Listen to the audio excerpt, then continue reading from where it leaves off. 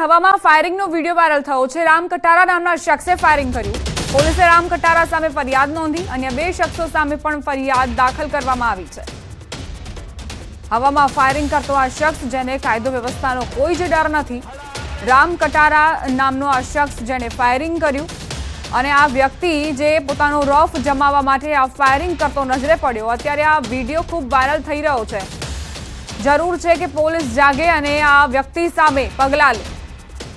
હવામાં એક round firing કરતો નજરે પડી રહ્યો છે। બેફામ તેનો વિડીયો પણ ઉતરાવવામાં આવ્યો છે અને તેને સોશિયલ મીડિયામાં વાયરલ પણ કર્યો છે।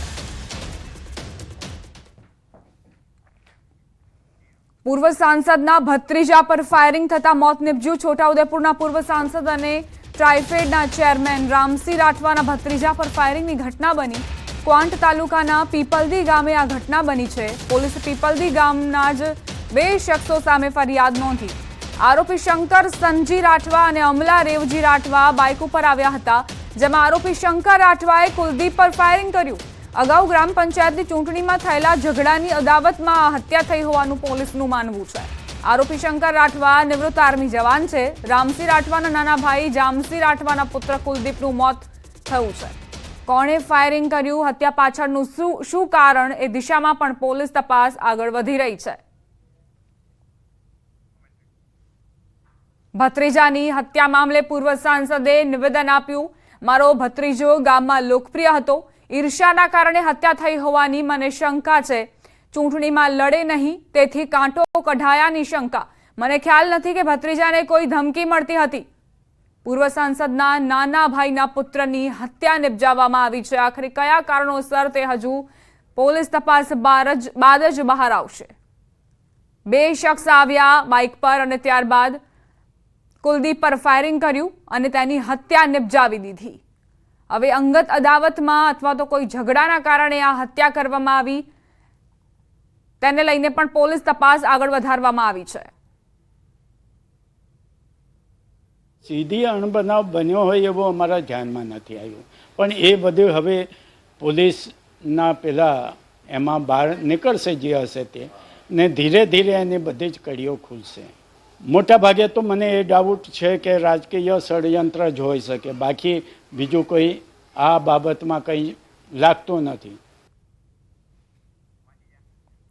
ભત્રીજાની હત્યા મામલે પૂર્વ સાંસદે પણ નિવેદન આપ્યું। મારો ભત્રીજો ગામમાં લોકપ્રિય હતો, ઈર્ષ્યાના કારણે હત્યા થઈ હોવાની તેમણે શંકા વ્યક્ત કરી। ચૂંટણીમાં લડે નહીં તેથી કાંટો કઢાયાની પણ તેમણે વાત કરી।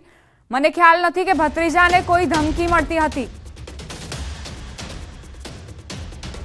સીધી અણબનાવ બન્યો હોય એવો અમારા ધ્યાનમાં નથી આવ્યું, પણ એ બધું હવે પોલીસના પેલા એમાં બહાર નીકળશે જે હશે તે, ને ધીરે ધીરે એની બધી જ કડીઓ ખુલશે। મોટા ભાગે તો મને એ ડાઉટ છે કે રાજકીય ષડયંત્ર જ હોઈ શકે, બાકી બીજું કોઈ આ બાબતમાં કંઈ લાગતું નથી। 2-3 વર્ષ પહેલાં જે સરપંચની ચૂંટણી હતી ને, એમાં સભ્યપદ પર જે શંકરભાઈ ઉભા રહ્યા હતા એ અમારા વિરોધમાં હારી ગયા હતા।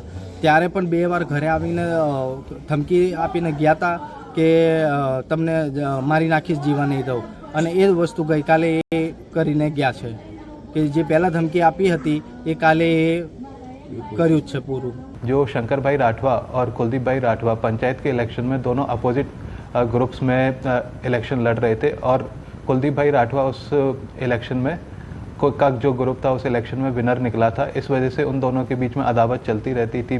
बीच में भी कई एक दूसरे के साथ बने थे गाली वाली देने के। इसके चलते ये जो अदावत के चलते शंकर भाई राठवा ने कल रात को गोली मारकर कुलदीप भाई राठवा की हत्या कर दी। महत्वपूर्ण समाचार प्राप्त થઈ રહ્યા છે। તિરુપતિ પ્રસાદ વિવાદમાં અમૂલને બદનામ કરવાનો પ્રયાસ। અમદાવાદ સાયબર ક્રાઇમમાં 7X આઈડી ધારકો વિરુદ્ધ નોંધાઈ ફરિયાદ। GCMMF લિમિટેડના અમૂલ સંસ્થાના કર્મચારીએ ફરિયાદ નોંધાવી। એક્સ આઈડી ધારકોએ તિરુપતિ બાલાજી મંદિરના પ્રસાદને લઈને પોસ્ટ કરી હતી। પ્રસાદમાં વપરાયેલ એનિમલ ફેટવાળું ઘી અમૂલનું હોવાનો ઉલ્લેખ કર્યો હતો। સંસ્થાને નુકસાન પહોંચાડવાના ઈરાદેથી પોસ્ટ કરવામાં આવી હોવાનો આરોપ। સાયબર ક્રાઇમે સમગ્ર મામલે વધુ તપાસ શરૂ કરી તો GCMMFના MD જયન મહેતાએ આ સમગ્ર મામલે પ્રતિક્રિયા આપી અને કહ્યું કે અમૂલે ક્યારે પણ તિરુપતિ બાલાજી મંદિરમાં ઘીની સપ્લાય નથી કરી। તો આ ઘી અમૂલનું છે તેવો ખોટો દુષ્પ્રચાર અમુક તત્વો દ્વારા કરવામાં આવેલ. તો અમૂલ સાથે જોડાયેલ 36 લાખ પરિવારો માટે આ ખૂબ જ ગંભીર વાત છે. એટલે આ ફરિયાદ અમે FIR તરીકે નોંધાવી છે અમુક સોશિયલ મીડિયા હેન્ડલ્સ માટે કે જે લોકો આવો ખોટો દુષ્પ્રચાર કરીને અમૂલ બ્રાન્ડને અસર કરે છે અને તેને વિવાદમાં ખોટી રીતે રાખે છે. એટલે FIR અમદાવાદ ક્રાઇમ બ્રાન્ચ ખાતે કરવામાં આવેલ છે. અમૂલે ક્યારે પણ તિરુપતિ દેવસ્થાનમમાં ઘીની સપ્લાય કરેલ નથી. તો આ વિવાદને દૂર કરવા માટે અમૂલ બ્રાન્ડને આ વિષયથી દૂર રાખવા માટે અમે આ પ્રકારની ફરિયાદ કરી. સુરતના કામરેજ પોલીસ સ્ટેશનમાં ટિકટોક સ્ટાર કીર્તિ પટેલ વિરુદ્ધ અરજી કરાઈ. સુરતના કામરેજ પોલીસ મથક ખાતે કામરેજના નનસાડ ગામે રહેતા ચિરાગ ભૂપતભાઈ ઝાલા નામના યુવકે અરજી આપી. કીર્તિ પટેલે સોશિયલ મીડિયામાં ફરિયાદી યુવક અને તેમની પત્નીને બદનામ કર્યા હોવાના આરોપો મુકાયા. કામરેજ પોલીસ કીર્તિ પટેલ વિરુદ્ધ ગુનો દાખલ કરે તેવી માંગ થઈ. ફરિયાદી સાથે મોટી સંખ્યામાં કોળી સમાજના યુવકો પોલીસ સ્ટેશન પહોંચ્યા હતા. જોકે પોલીસે ફરિયાદ લેવામાં વિલંબ કરતા યુવકોએ રામધૂન બોલાવી પોલીસની કામગીરી સામે વિરોધ નોંધાવ્યો. કમિશનર કચેરીએ જઈ અને જે કીર્તિ પટેલ અને રામદાન ગઢવી વિરુદ્ધ જે અમે ફરિયાદ દાખલ કરવા ગયા એની દાજ રાખી કીર્તિ પટેલે મારી અને મારી વાઇફનો વિડીયો બનાવી અને સોશિયલ મીડિયામાં વાયરલ કરેલો. આજે અમે આ પોલીસ સ્ટેશનમાં કીર્તિ પટેલ વિરુદ્ધ બદનક્ષીનો ગુનો દાખલ કરવા આવ્યા છીએ. તાપી જિલ્લાના વ્યારાના આધાર કાર્ડ કેન્દ્રો પર આવતા અરજદારો પરેશાન થયા. તાપી જિલ્લામાં આધાર કેન્દ્રો ઉપર ખાસ કરીને 1 થી 5 વર્ષના બાળકોની આધાર નોંધણી અને આધાર સુધારણાની કામગીરીમાં ઓપરેટરો દ્વારા સચોટ ડોક્યુમેન્ટ લેવામાં આવે છે. તેમ છતાં કેન્દ્રની સાઇટ પર મોટાભાગની અરજીઓ રિજેક્ટ કરી દેવાનો આરોપ અરજદારો દ્વારા કરાયો. દૂર દૂરથી આવતા અરજદારોને વારંવાર ધક્કા ખાવાની સાથે મુશ્કેલી પડી રહી છે. આધાર સુધારણાની કામગીરીમાં સતત ધાંધિયા થતા અરજદારો મુશ્કેલીમાં મુકાયા છે. બીજી તરફ આધાર નોંધણી માટેની અરજીઓમાં મોટા પાયે રિજેક્શન આવતું હોવાથી ઓપરેટરોને પેનલ્ટી થતી હોવાનું પણ તેમણે જણાવ્યું. 3 મહિનાની બેબી છે મારી, એના હાથે મેં 10, 15, 20 દિવસે ધક્કા ખાઉં છું. હમણાં સવારમાં મેં 8 વાગે આવ્યો ત્યારે મેં કૂપન કઢાવ્યો, લાઈનમાં ઉભેલા તો મેં 4થા નંબર પર તો અત્યારે મને 16 નંબરની કૂપન મળી છે. લાઈનમાં સવારમાં એ લોકો એટલે બેઠેલા ત્યારે કૂપન આપી દેવું જોઈએ. મારા નાના બાળકનો આધાર કાર્ડ કાઢવા માટે અમે 3 મહિના પહેલાં અહીંયા આવી ચૂકેલા હતા અને એનો અરજી અમે નોંધ કરાવી હતી, પરંતુ હજુ સુધી એનો આધાર કાર્ડ કે કોઈ પણ પ્રકારનું લેટર અમને મળ્યો નથી. અને ફરી વખત અમે અહીંયા તપાસ કરી તો અહીંના જે કોમ્પ્યુટર ઓપરેટર કે જે કોઈ અધિકારી છે એમને સ્ટેટસ તપાસવાની ના પાડી છે.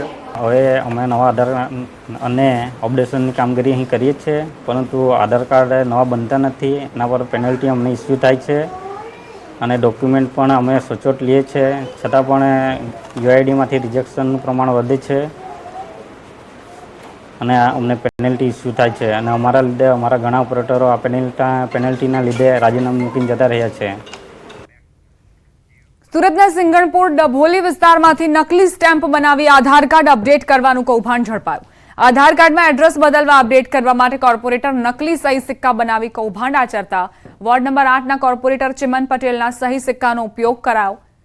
ઓરિસ્સાની સરકારી સુભદ્રા યોજનાનો લાભ લેવા આધાર કાર્ડમાં ઓરિસ્સાનું એડ્રેસ કરી નાખતા હતા. ખાસ મહિલાઓના આર્થિક લાભ માટે ઓરિસ્સા સરકારે આ યોજના બહાર પાડી છે. આરોપી હિમાંશુ કુશવાની ધરપકડ કરાઈ છે. લેપટોપ, કોર્પોરેટરના બોગસ સ્ટેમ્પ, આધાર કાર્ડ સાથે અન્ય વસ્તુઓ પણ કબજે કરાઈ.